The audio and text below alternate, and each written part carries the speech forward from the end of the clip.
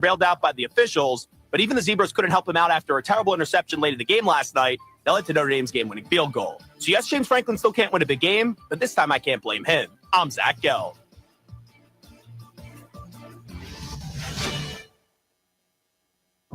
COVID-19 has cast a spotlight on the stark inequalities that drive poverty. The poorest communities in the U.S. and around the world are suffering the most. Oxfam believes we can put systems in place to protect health and livelihoods in the future if we work together with dignity and compassion.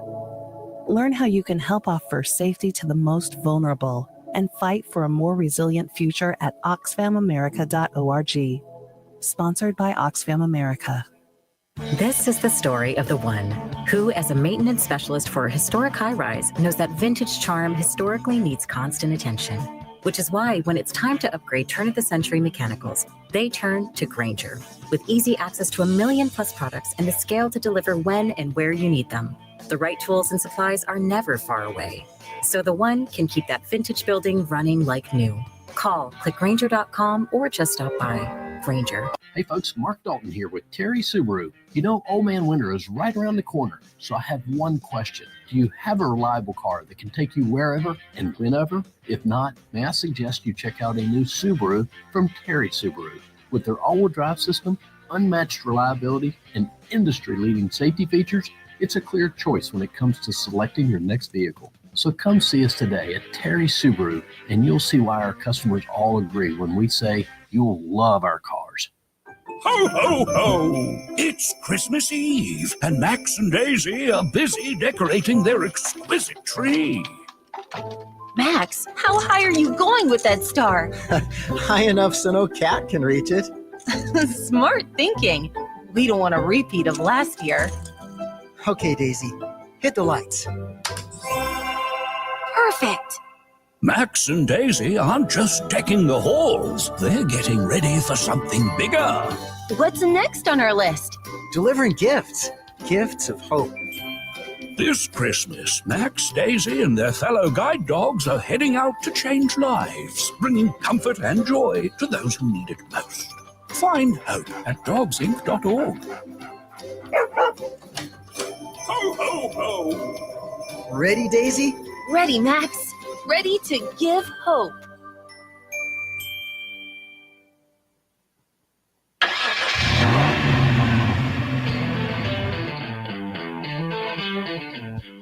You're stepping into the fast lane on the VTRN Sports app, 93.3 FM and 1320 AM Lynchburg, or by asking Alexa or Google Home, open VTRN Sports Lynchburg. Now, take the fast lane through the topics that matter across the Commonwealth. This is the Fast Lane with Ed Lane. And now the real watch begins. Not the college football playoff semifinal number 2 tonight, although, yes, if it's anything like last night, it'll be good. I have my doubts about that. Ohio State, they have looked like a different team since the, can it get any worse than this, lost to Michigan a couple weeks ago. It begins the watch to see if Penn State's co-defensive coordinator and Forest, Virginia native and legend from UVA, Anthony Poindexter, will in fact go to Blacksburg as the next defensive coordinator, because Virginia Tech, they have made a change getting rid of Chris Marv. They have not yet filled that void. And obviously entering last night, only 4 teams remain. Now only 3 remain. And of course, the team that lost, Penn State, is where Brent Pry used to coach. And this is just kind of where we are, which it's not the worst situation in which to find yourself, but Nick Sorensen, I tend to believe that after being demoted by the San Francisco 49ers, that the former, once upon a time, quarterback for Virginia Tech turned defensive back when it was obvious that that would be the better spot for him. And kudos to him. He left, went on to have a decent career in the NFL, and now has become an assistant coach. So he's played his cards right. But he's got the pedigree of having played with Bud Foster. But Poindexter has more pedigree as a defensive coordinator for a longer period of time, even if it's co-defensive coordinator. He has worked with Brent Pry when they were working together at Penn State.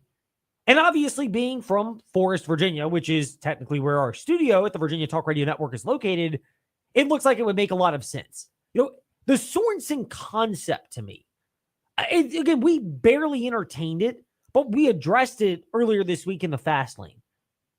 I might be naive, and there's not been a lot of ultimate commentary that's come out of Blacksburg or around Blacksburg about this. But I think we would have learned more about Nick Sorensen as a potential candidate, and his name would have gotten more traction over the last couple of days if there was a real route for that to happen. So the intriguing part to what was a phenomenal game last night is the next step for Penn State. Abdul Carter, who was a beast last night, off the edge, playing with a shoulder injury, declared for the NFL draft. He'll be a top 5 pick, or should be. I mean, with some of these teams picking at the top of the draft, you never know. And it's kind of funny because I'll pose the question to Ty, and he and Trey can debate it in the morning warm-up one day next week. But I think of things through the prism of being an Eagles fan, and then, of course, we cover the Washington Commanders. Plenty here at the Virginia Talk Radio Network. Those haters can't stand us. Left hand up. Who are we? The Commanders. And, of course, a friendly reminder, both of them will be playing Sunday, games 2 and 3 of our NFL tripleheader. You can hear all the playoff action with a little interruption from Virginia Tech basketball tomorrow on the VTRN Sports app, and ask that smart speaker open VTRN Sports in the Lynchburg area, as well as 93.3 FM. But Anthony Poindexter is the name that has crept up the most.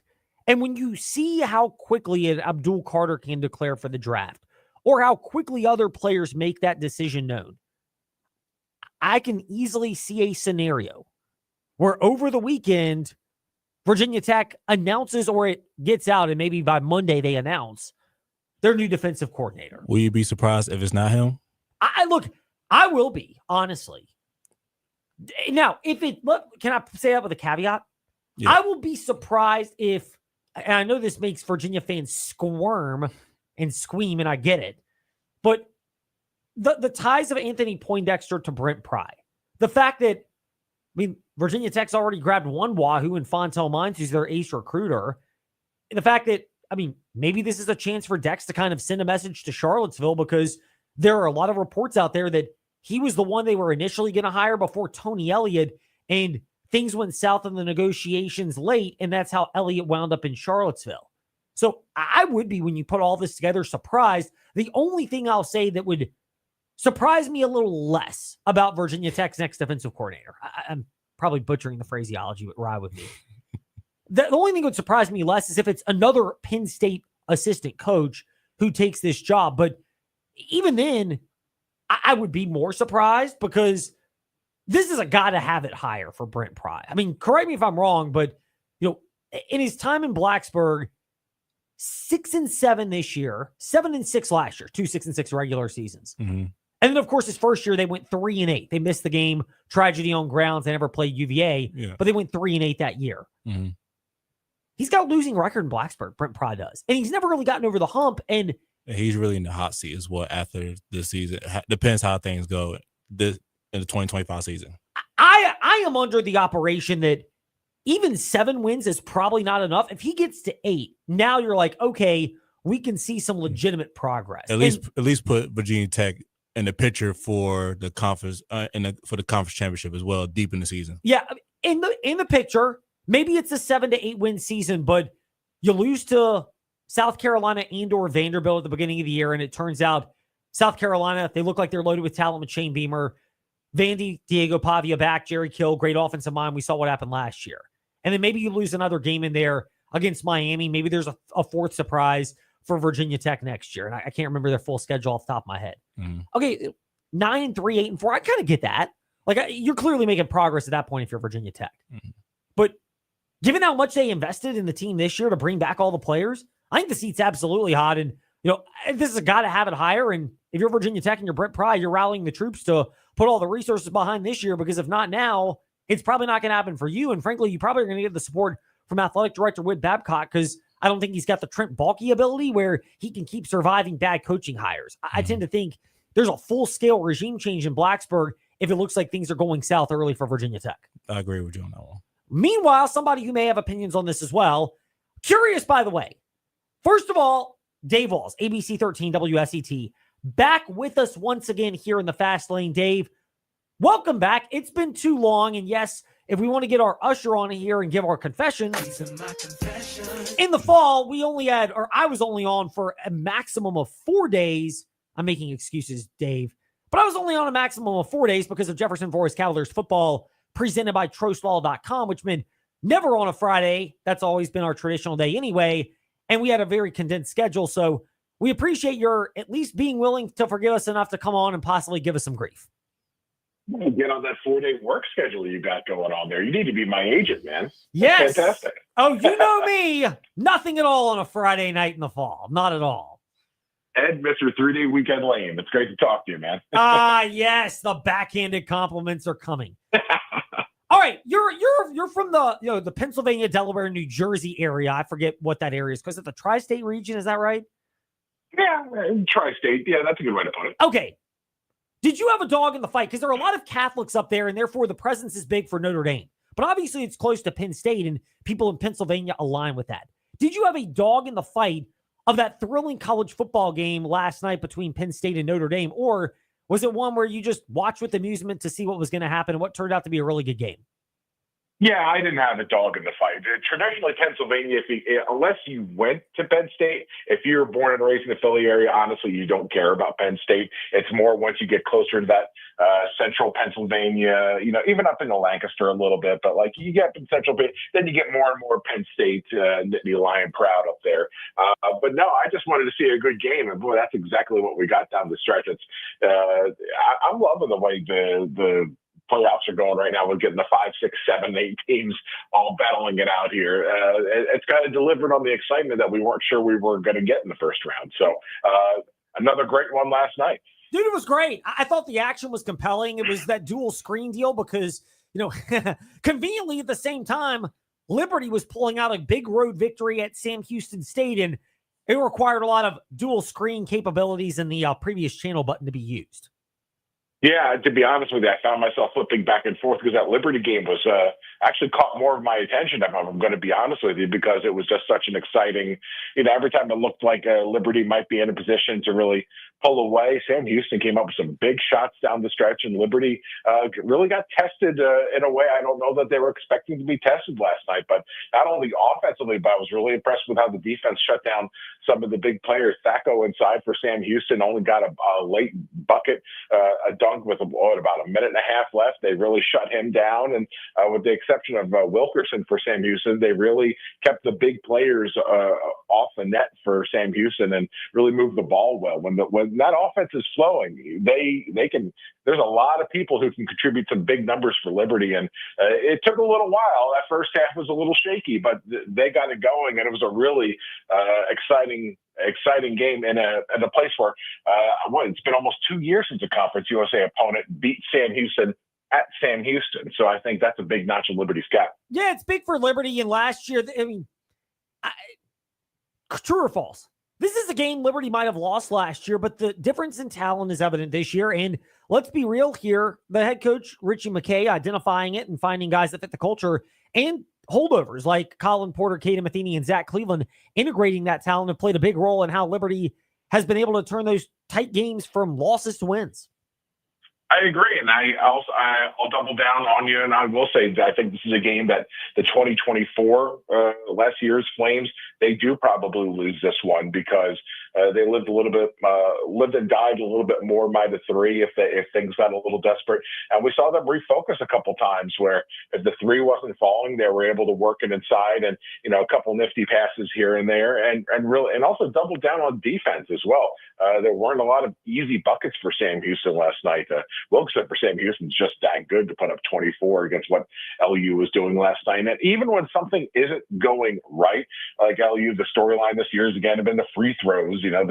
They're making Shaq look good this year at the free throw line, but still they've been able to work past that and put up enough points to get the job done. And Richie McKay is going to be harping on that in practice. So for some reason, it doesn't feel like a concern yet because the team is playing so good in almost every other facet. Ed Lane, Ty Tracy hanging out in the fast lane, and we're chatting with WSET's Dave Walls, who's joining us here from ABC 13, of course. Dave, the Liberty basketball team, you mentioned all that. How do you rate what Richie McKay's doing? It's clear they've got a 6-player rotation with Talon Peter coming off the bench, and they wanted to have 7, but Ian's out for the year with another injury, and that's really unfortunate for a guy who's battled that his entire career. But how much credit do you give to Liberty as well that it doesn't feel like they have another reliable 7th player, but they're at least throwing different bodies out there, whether it's Gabriel McKay to eat up quality effort minutes, Xander Yates or Caillou or others, depending on what they have, that, they've kind of got a solid 6-player rotation, but McKay is finding times to insert other players to at least give a spell to his key ones. That's a great point. And I think that's one of the reasons why this team has been so successful so far, even with Ian being out with that knee injury again. And you feel bad for him because, they were going to really lean on him down the second half of the season. But like you said, they've got a solid 6 players and others have really stepped up. Last night, I was impressed by what Javon Malmer was doing. He's got that mid-range, almost to a 3-point shot down cold when he's feeling that. That thing is falling in at a high clip. And also defensively, a lot of the guarding of Sacco done last night, Sam Houston, was done by him and really didn't let up an easy one until, again, about 2 minutes left to go. And by that point, Sam Houston's just clinging to desperation. And, again, when Caden Matheny, Malmer, and Talon Peter, they've got to go and take a lot of the pressure off of Zach Cleveland when he had just an okay night last night, or a Caden Matheny where he doesn't have to feel like he has to spot up for 5, 6, 7 3-pointers a game. He can let them come to him. Again, the number of players who can put up points in big buckets and big stretches, I should say, is really there for Richard McKay. And that's got to feel good to know that you've got, any number of players that on any given night you can lean on to give you 10, 12 points, 6, 7 assists and some rebounds. And it really makes your team that much harder to defend when there's so many options. Dave Walls, WSET, that is his Twitter account, and Dave is with us here from ABC 13. Dave, for somebody, and we are in the same boat you are, where we cover Virginia area college basketball teams in particular, how refreshing is it to see how Liberty has performed so far this year, 14-2 overall, 2-1 in Conference USA, given that it's juxtaposed against pretty bad hands that have been dealt to Wahoo and Hokie fans on the men's hardwood? I don't know if it's satisfying. It's certainly great to see them win, but, for all my Hokies and Cavaliers friends out there, it's been a very quiet winter for them, I think is the best way to say it. Because even when it seems like they're in a position to win, when things might be going well for them a little bit, they can't seem to finish many of these games out. The Hokies had that great comeback against Miami the other night over at the Castle. But those moments have kind of seemed few and far between, even going out west this past week, to both Cal and Stanford. You would have thought that, at least the opportunity was there to really have a good chance to win this one down the stretch. I think Virginia Tech had a better chance at it. They were leading Stanford for a lot of that game and just couldn't close them out in the second half. I think the Cardinals put up, 45, 50 points in the second half. And yeah, that's a disappointing way to finish an already late night game and to come back. That's got to be really demoralizing. But there's a lot of season still left to go, but clearly you have to say Liberty's probably playing the best out of all three of those, in a Conference USA schedule that really I don't think has gotten enough credit for how tough and evenly balanced it is. There's a lot of really good teams in this conference this year. Yeah, it's a much deeper conference, and Liberty, from the looks of it, and through 3 Conference USA games, appear to be more equipped to handle this conference than ever before. Dave, we'll pivot off of Liberty for a moment. High school sports this time of year. Is this the time of year where it's just this in the spring where you're pulling teeth to an extent as an athletic director, already playing the scheduled juggling game? I feel like I need to be ordering fruit baskets for every athletic director in the region because they are just, if they didn't have gray hair before, it's popping in now, trying to squeeze in games, reschedule games, figure out travel just for more snow to come in. This is certainly the toughest time, I think, of the year. Spring rainouts can be one thing, but I think, these snow days, where not only you're making up games, but students then you're trying to figure out if the school year is going to go long and, just trying to find time to practice. At least on a rainy day, you can go inside for most sports and get a workout and get a practice. On these snow days, you can't do any of that. And so This has been a tough period. We've been trying to launch our basketball show, Full Court Press, again for the last 2 weeks, and snow has really knocked us out. So we're watching, we're getting games in when we can, but man, there's still some great teams out there, but trying to establish that rhythm and momentum. I mean, you think about the playoffs starting in just a few weeks here. This is the time where you're supposed to start on these hot streaks to get you towards Richmond, and nobody can get a hot streak going if you can't get a game in. So a frustrating period. Hopefully this is the last big delay we're going to have. Yeah, and especially given how next week looks for Seminole District boys basketball, with EC Glass slated to have their two biggest opponents and already getting into the meat of Seminole District play with Heritage and LCA, and the battles for Lynchburg, and how all three of those teams look to be really stacked. Dave, we'll look at that as next week starts to unfold, and potentially, good Lord willing, we can actually play these games on time next week.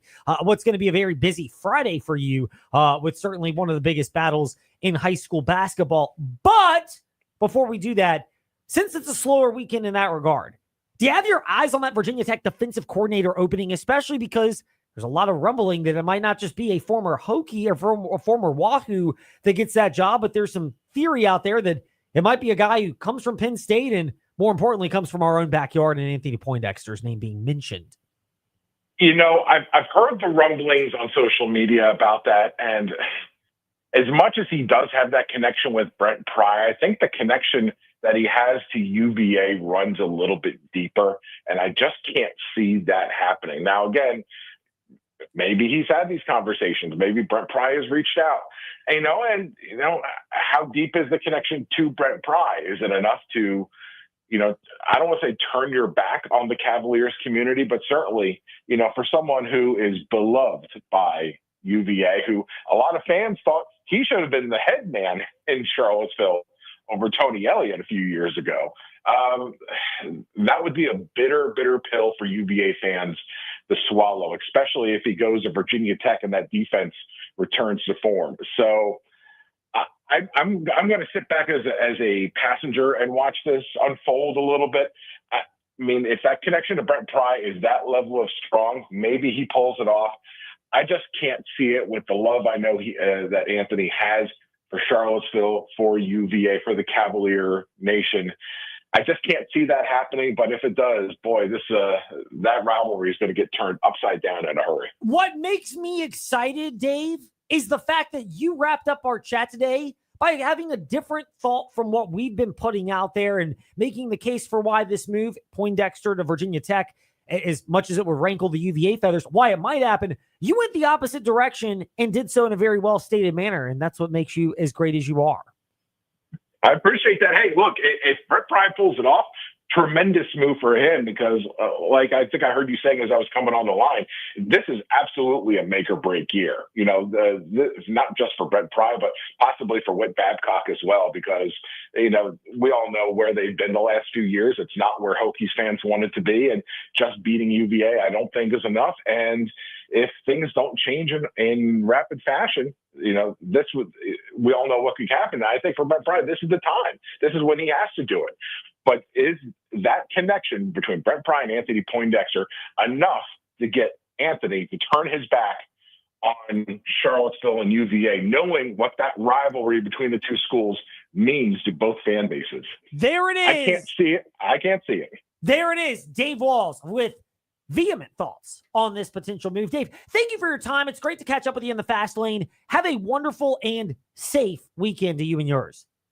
All right, y'all do the same. Have a good one. Stay safe. Our pleasure. Dave Walls, ABC 13 WSET.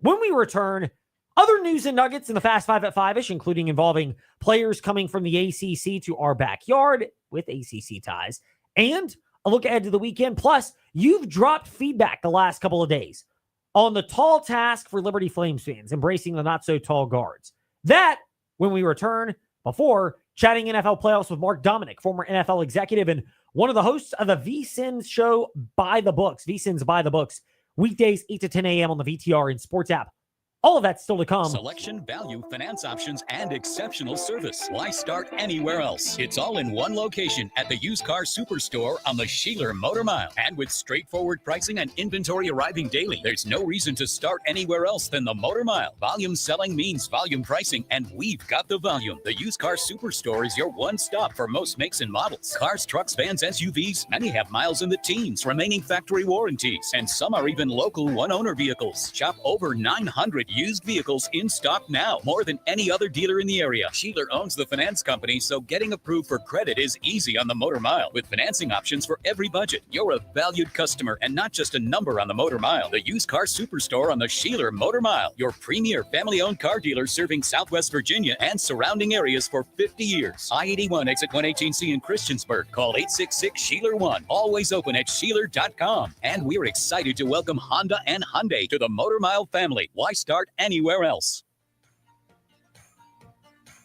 Allstate agent Donovan Howell is now serving Lynchburg. He lives and works here just like you.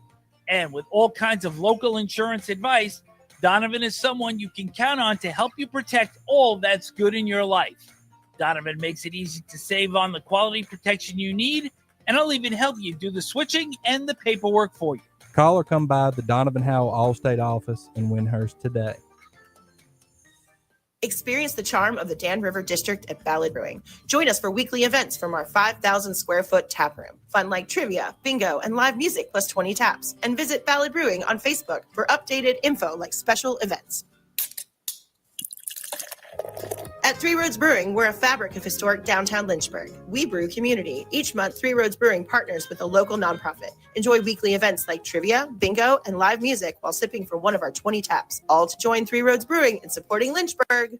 Attention community leaders and homeowners associations. Are you ready to elevate your community's management? Welcome to Brownstone Properties, your trusted partner in association management. We specialize in creating vibrant, well-managed communities that residents love to call home. From financial management to maintenance coordination and community events, we handle it all with professionalism and care. Say goodbye to stress and hello to seamless operations. Schedule your informational discussion at Brownstone Properties, 3720 Old Forest Road in Lynchburg, and brownstoneproperties.com. This is Mike Golick Jr. Don't miss Gojo and Golick coming up after the Fast Lane with Ed Lane and Trey Lyle right here on VTRN Sports, 93.3 FM, 1320 AM, and on the VTRN Sports app. The quest to be the team that hears that Super Bowl trophy presentation song kicks into high gear this coming weekend on the VTRN Sports app. And we'll look ahead to the matchups with Mark Dominik, former NFL executive and co-host of VSiN by the Books, weekdays 8 to 10 a.m., VTRN Sports app. That'll be 5:45 today in the Fast Lane. And we'll offer some picks and suggestions on those games during that time. Ty and Trey gave their own picks and projections earlier today in the morning warm-up. Ty, of your projections this weekend, your most confident one is? To win the whole thing? Or Well, just outcomes this weekend.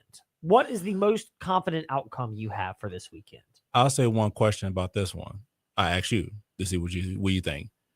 Who you think is in the hot seat right now in the playoffs? Which coach you think? Because I picked Sean McDermott as being the hot seat right now. For coach, it's Sean McDermott. People love the roster construction of the Ravens, and even though they've underperformed, I think Sean McDermott is clearly in that category. I don't think there's quite that level. What do you think? Nobody in the NFC is in that category. And Dane Campbell's the closest, but they've been so ravaged by injuries defensively, everybody will give him a free pass. But I'll say for the AFC, what do you think between the Steelers and the Buffalo Bills? Do you think, say the Steelers lose to the Ravens, if you was a front office, would you start thinking about the future with Mike Tomlin and everything?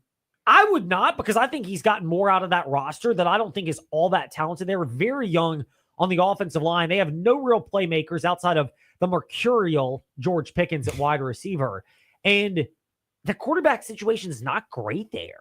And I mean, I'm not a Fields or a Wilson guy, and I'm amazed he even got them to double-digit wins this year. I get people in Pittsburgh get a little upset because they want more out of it, and I don't think that's unnatural, but I want more out of somebody that can get you a better quarterback than when they drafted Kenny Pickett. And maybe that's on Tomlin, and that's fine. But the other options they've had, all of them are kind of glorified game managers. The seat to me is hotter for Sean McDermott, the other William and Mary guy. Both Tomlin and McDermott are William and Mary guys. But the seat is hotter for Sean McDermott just because they've gotten closer. And when you have an elite quarterback like Josh Allen, you're expected to finally get over the hump. And, okay, Baltimore's in the same spot because Lamar Jackson hasn't gotten there. But John Harbaugh has a championship under his belt as opposed to Sean McDermott, who does not. And I was just telling Trey, I said it's gonna be a good weekend for football and everything. I'm excited, but I'm really concerned about. I know the Bills go beat the Broncos, but it's definitely gonna be we not gonna fall asleep on the Broncos because they're coming in really good. Bo Nix, Sean Payton, and that defensive front is really coming in hot right now. You can tell when they play against the Chiefs and everything. I would say, and part of this is the strength of the teams that you would project. I'm most confident that Baltimore over Pittsburgh and Buffalo over Denver are the two outcomes that will happen. I can easily see a scenario where Sean Payton can scheme it up and make it really difficult on Buffalo. And I think Allen carries so much for Buffalo. Part of why I know the statistics are great for Lamar Jackson, but you remove Lamar Jackson and they still have Derrick Henry and they'd have Zay Flowers for much of the year. You could have a viable backup option. You're not as good, but you could at least be a team that is a threat.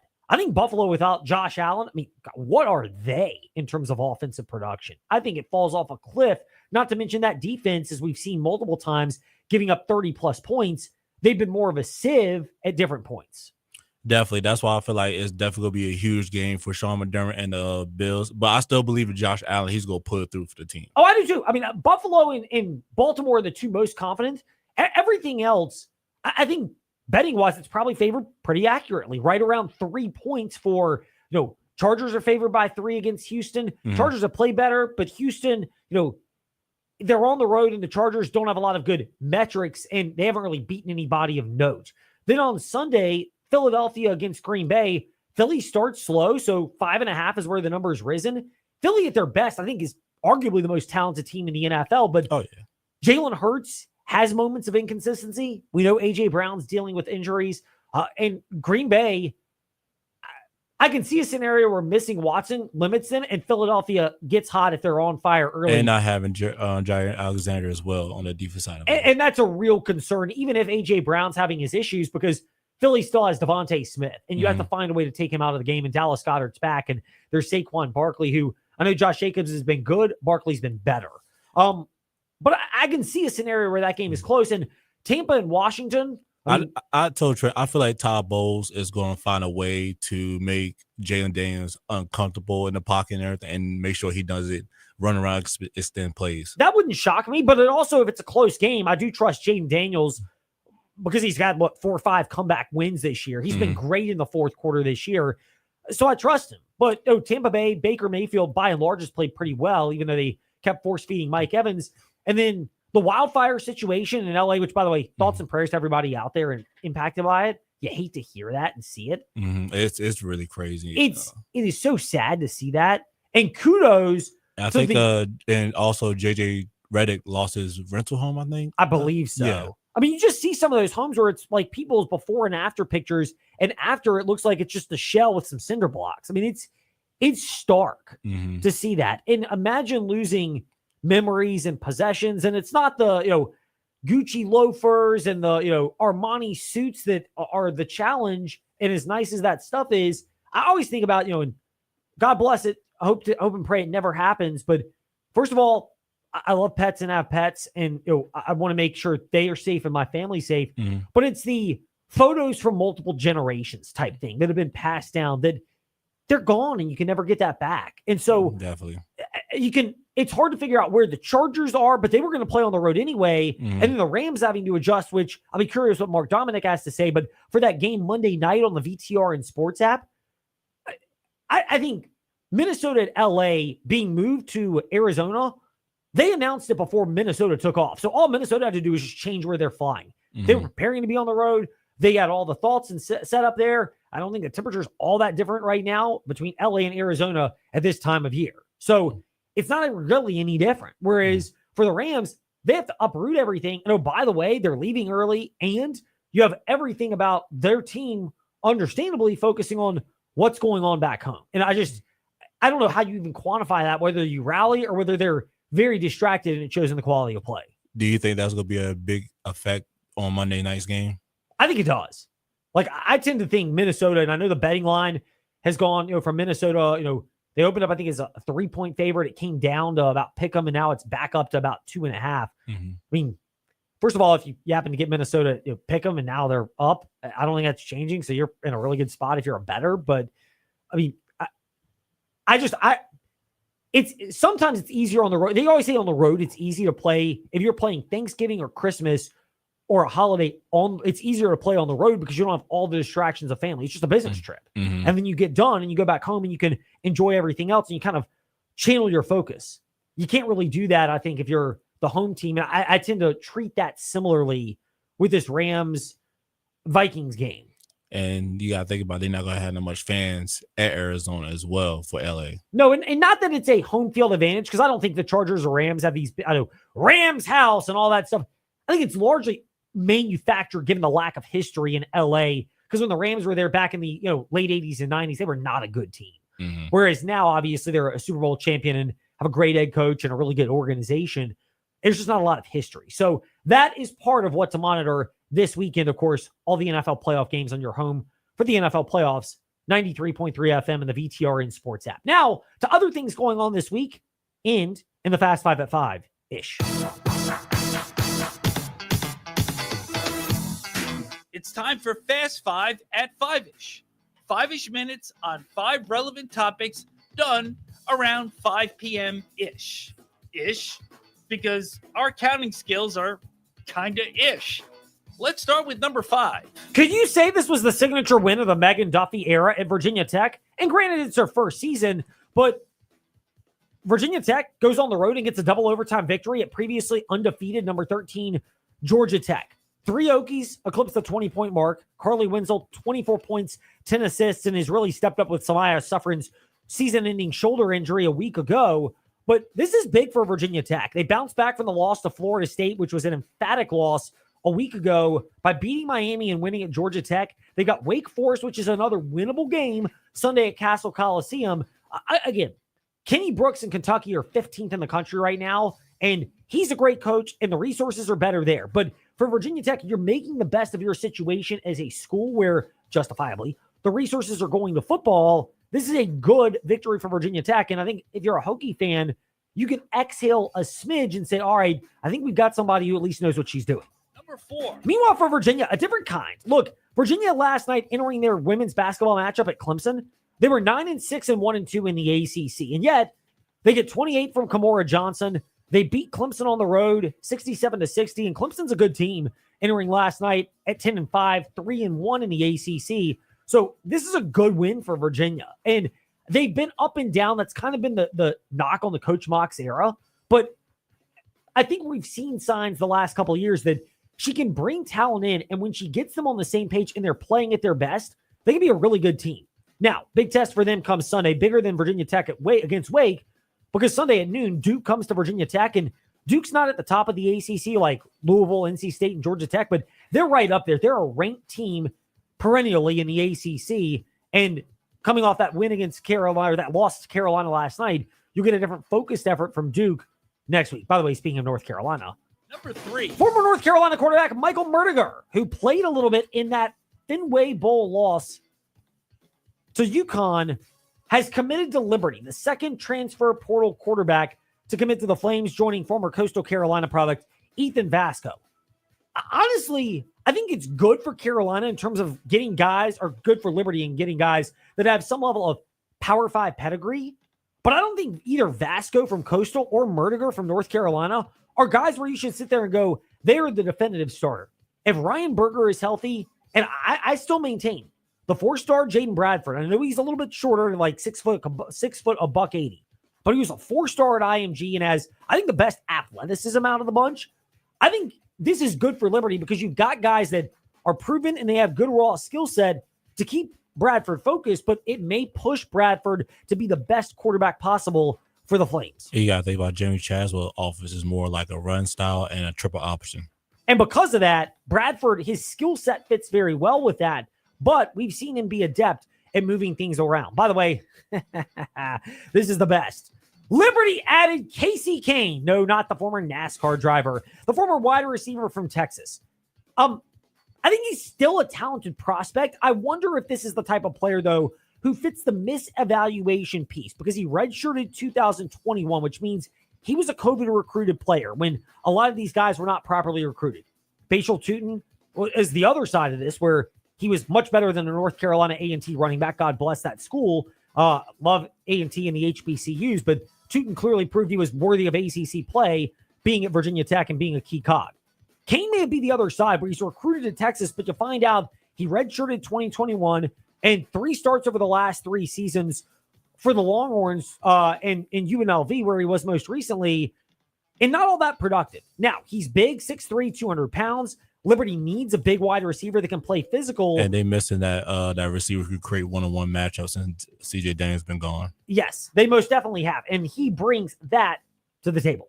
Number 2. Browns quarterback Deshaun Watson underwent surgery yesterday for tearing his Achilles tendon once again. He already tore it right before that practice, before the Steelers game on Thursday night in mid-October. Now he tears it a second time. I'm fascinated by the way this was brought up in terms of the reporting on this. Is this the Browns trying to find a way to not have to pay for Watson's salary? Is this Watson and his camp saying, hey, this was a football-related injury, rehabbing, and therefore we are due the money that has been fully guaranteed in the contract? The fact that we're having this discussion clearly shows that this was arguably the worst contract that's handed out in professional sports history, but certainly in the NFL, because it's the one fully guaranteed contract. And I mean, I think it's a pretty easy case if you're an owner or any leader in the NFL that when an agent asks for a 100% fully guaranteed contract, you've got a couple of examples. Well, Patrick Mahomes ain't doing it. Lamar Jackson and Josh Allen aren't doing it. And oh, by the way, the one guy that did, that was the outcome. No. And I still feel like they still like kicking themselves in the foot for letting Baker Mayfield go as well, because you see what he's doing in Tampa. Indeed. And you're right, Ty, that Deshaun Watson offered more upside, but Baker Mayfield, you can build a competent, viable roster around him, and he can succeed with the right pieces in place. Number 1. Reports out, including Tom Pelissero of NFL Network, after days of discussions about the 2024 season and the future, Mike McCarthy and the Dallas Cowboys are open to moving forward together and are expected to engage in talks as we speak and later today and over the weekend on a new contract to keep him in Dallas.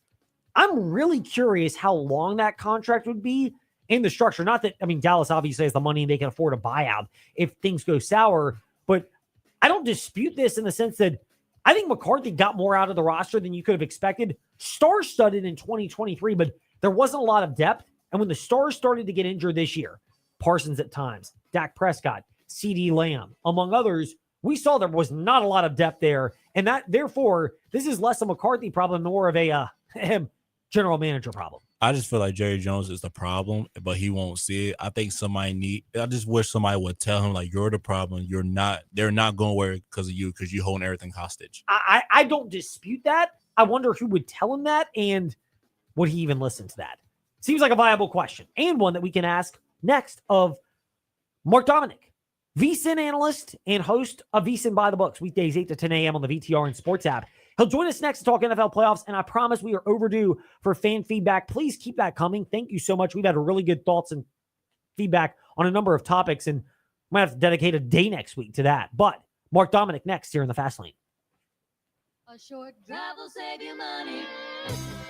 Car buying is simple at Feller Chevrolet. You can buy online or at the store. It's quick, easy, and a clean, safe environment. We have non-commissioned salespeople and a 3-day money-back guarantee so you can buy with confidence. Feller's is also here after the sale. We can do warranty work on all GM cars, not just Chevrolets, and our techs can service all makes and models. No matter what your automotive needs, I promise we can deliver. So come see us. You'll be glad you did.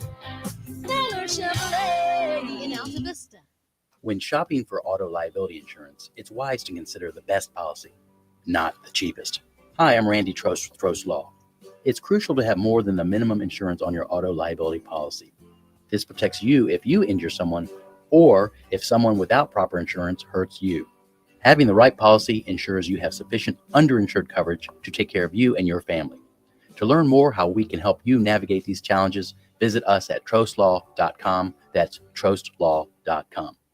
We're here with Colt from We Fix Stupid Computers.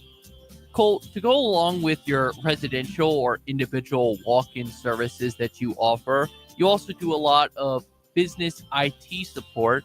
How about you discuss that, and what specifically do you do to help businesses in the area?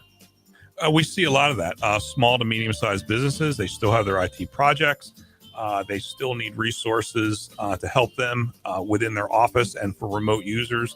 And so we'll step in and fill in the gap where we do a lot of projects for them, help them manage their resources, their budgets, and get their technology under control. Colt, how can these people reach out to you to assess their IT needs? Call us. Our number is 434-525-8590. Our website, wefixstupidcomputers.com. We're on Facebook, and our office is here locally, 14690 Forest Road, right next to Scott's Cabinet on 221. Are you already done with winter? At Aquatrek Adventures, we can help you escape. Scuba classes are forming right now. We can have you ready for warm, picture-perfect beaches, clear tropical water, and blue skies in sunny Florida, Cozumel, the Cayman Islands, or even Fiji once you complete your certification. Take that first step. Call Aquatrek Adventures on Mill Lane in Salem and visit our website at aquatrekadventures.com. This is Mike Golick Sr. Don't miss Gojo and Golick coming up after the Fast Lane with Ed Lane and Trey Lyle right here on VTRN Sports 93.3 FM, 1320 AM, and on the VTRN Sports app. So many things that we can discuss, and we'll get to some of the off-the-field stuff if we have time with Mark Dominik, the co-host, one of the co-hosts of VSiN by the Books. He was on today as well as at the beginning of the week, Monday, and you can hear him weekdays 8 to 10 a.m. right here on the VTRN Sports app. But we'll start things off with, well, I don't know, if you want an exciting Sunday night football game, you might get it, just not in any high-scoring fashion. As earlier today, Mark Dominik, one of his picks this weekend is a lower-scoring affair relative to the 50.5-point projection for that Washington-Tampa Bay game, which is Game 3 of our Sunday NFL tripleheader. We'll have all the playoffs for you right here on VTRN Sports. Mark Dominik, we welcome you into the Fast Lane. Mark, good to be speaking with you. Thank you so much for your time. Do you expect a really low-scoring game between Washington and Tampa Bay, or just lower scoring than expectations? I think it's lower than expectations. The line is 50 points. It's 7 touchdowns between the two of them. They certainly have the capability of doing that, but when you start to put 7 touchdowns on the board in a playoff game, where there's, one quarterback with his first playoff game, obviously in Jaden Daniels, it doesn't mean he's going to perform poorly. I think he'll throw the ball better than he did week 1 or have more opportunity to throw the ball. And the last time they played, Baker Mayfield threw 4 touchdowns. Not that Baker can't do that. I just think this game's going to be, more of that, 21 to 24 or 17 to 28 kind of a range. That's the way I see this game, not a 35-30 shootout. As it relates to that type of game, for Washington Commanders fans, should that be music to their ears? Because if there's one thing we've seen, while Jaden Daniels struggled in his NFL debut week 1 at Tampa Bay, it has been shown that this guy has a propensity to rally and get the most out of his team, especially in the fourth quarter of games. Yeah, I think a little bit, obviously as the Commanders kind of went down the stretch here, they had the game against the Eagles where, it was a high scoring game, 36-30, I want to say. But, if you go through the whole season, since that week 1 loss to the Tampa Bay Buccaneers, they've given up 30 points, but only a couple of times, like 3 or 4 times all season long. And, over the last 4 games, they've held the Saints, the Falcons, the Cowboys, all to below points. I just think that they're going to be good enough to keep Tampa in the 20s. I think they're good enough defense. I think with Marshawn Lattimore and Mike Evans, that's always a great matchup. Marshawn Lattimore, as Dan Quinn said today, he's going to be a go. It doesn't mean that you're going to shut down Mike Evans. You're just trying to limit Mike Evans, and I think that helps a lot. And at the same point, why the scorer also on the other side, Antoine Winfield's back, and the Bucs have not had him for a while too. So I think those 2 defensive additions are part of the reason why I have this game just to be a little bit lower scoring. Mark Dominik NFL, that's his Twitter handle, and of course you can hear him as part of VSiN by the Books weekdays 8 to 10 a.m. on the VTRN Sports app and 93.3 FM. Mark, for the Washington Commanders in this contest, where do you see it ultimately boiling down to? Is it Todd Bowles and his ability to find a different scheme that might confuse Jaden Daniels, or is it the fact that Jaden has a propensity to pull teams out, pull this thing out, and maybe Washington's a viable dark horse to make a run in the NFL playoffs this year?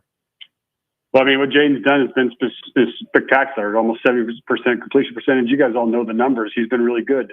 I think the other thing that Jaden Daniels has done a really good job with is protecting the football. Obviously 9 interceptions as a rookie is impressive when you throw the ball almost 500 times.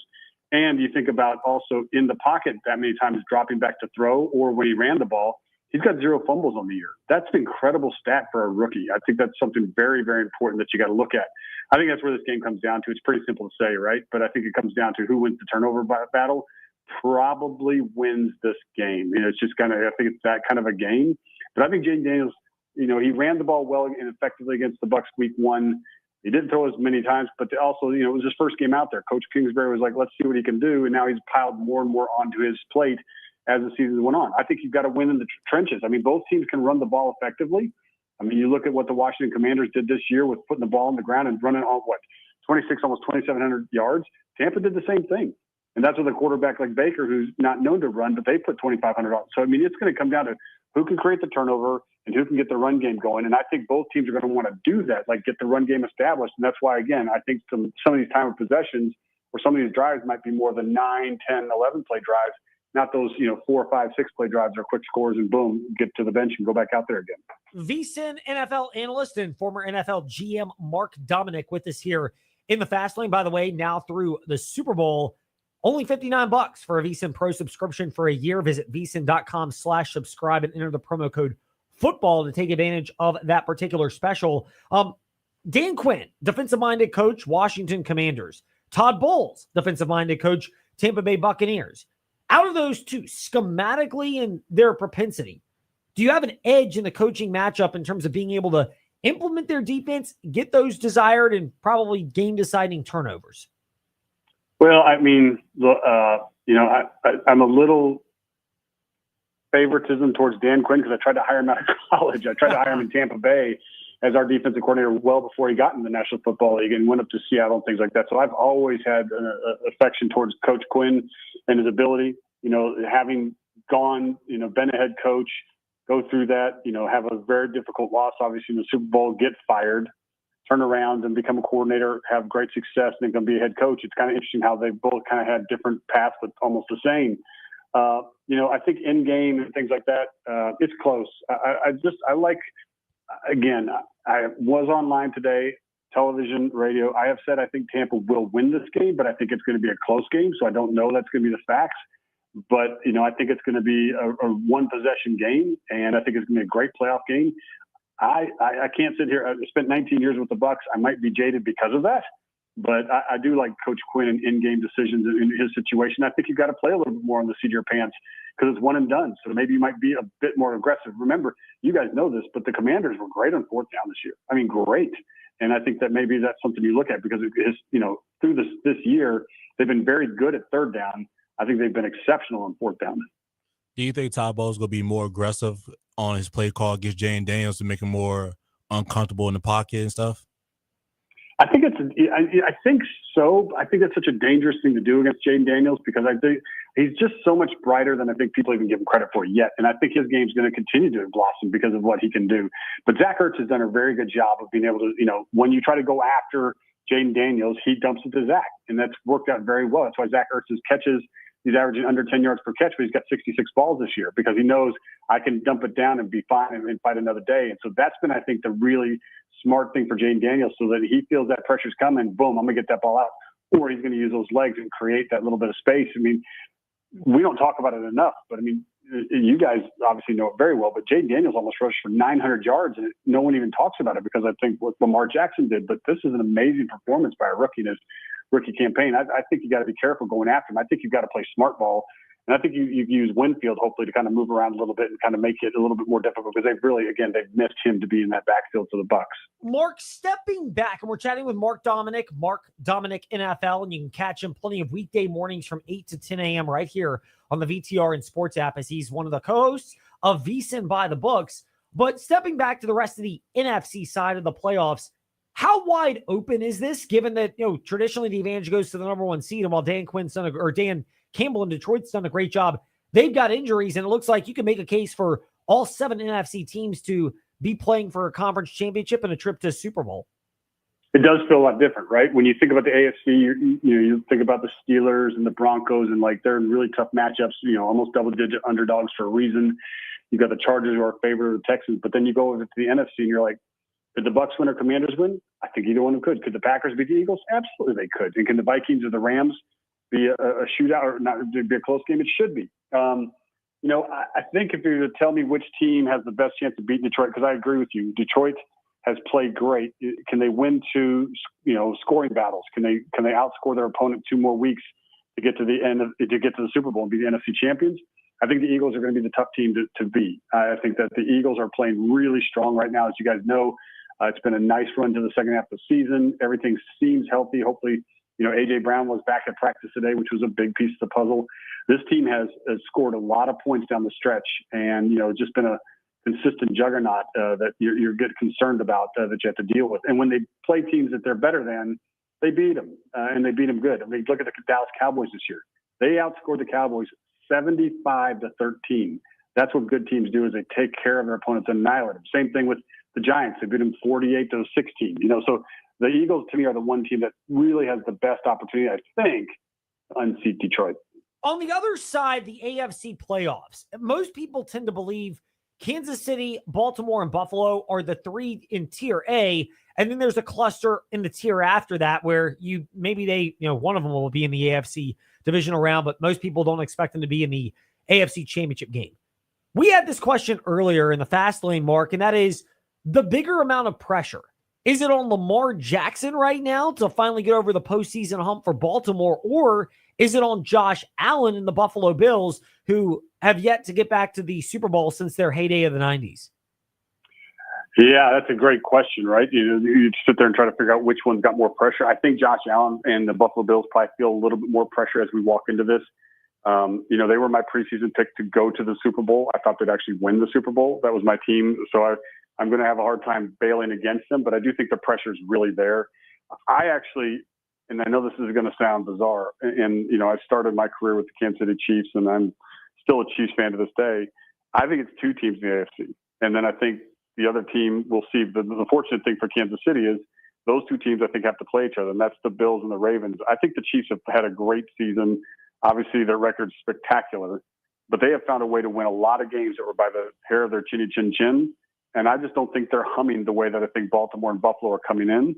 Again, I think the best thing that can happen to Kansas City is, hopefully Baltimore and Buffalo, if they both win, at least one of them gets knocked out, and maybe it's a really physical game. But I think Baltimore and Buffalo are really, as crazy as it sounds, I think more potent and possibly the team to beat more than Kansas City is for the first time in a long time in the AFC. Out of either the AFC or the NFC, is there one team you've identified that people may be sleeping on, but in 2 weeks when we're looking ahead to the AFC and NFC championship games, they could be there? Yeah, it probably is the Minnesota Vikings, just based on how bad they played for one game against Detroit. They just got slammed, and I think that the Vikings are a better team than what we got to see. Now, a lot depends on Aaron Jones and his health as we watch them. I think the other team that's a little bit sleepy is Tampa. With Winfield being back, again, maybe my goggles are on, but I think that's a team that no one's really thinking about, and yet they found their way to get to the 3 seed. Where the crazy thing was, in the third quarter last week, they were out of the playoffs. It looked like they were going to be the 8th team, and they're done. And then they turn it on and they gaslight it all the way through. And I think that's what's going to help this Tampa Bay team a little bit. So could Tampa be kind of a surprise situation? I think so. But I really feel like when you're talking about seeds 1 and 2 and 3, Tampa's the weakest 3 seed, obviously, between them and Baltimore Ravens. It doesn't feel like we're going to have a team that's the 3 seed or the 4 or 5 or 6 or 7. I'd be shocked in 2 weeks if we're still talking about one of those seeds. There it is, Mark Dominik's NFL Insight and Analysis. More of it's at Mark Dominik NFL and VSiN by the Books, weekdays 8 to 10 a.m. as he is part of that show on the VTR and Sports app. Mark, thank you for your time today in the Fast Lane. We'd love to catch up at some point down the road and maybe actually talk some front office and leadership stuff as well. That sounds good. Enjoy the game tonight. Enjoy the games this weekend. Lots of good football, fellas. Indeed, there will be. Mark Dominik with us here to wrap up the Fast Lane. And yes, a friendly reminder that you can catch the NFL playoffs right here on the VTR and Sports app.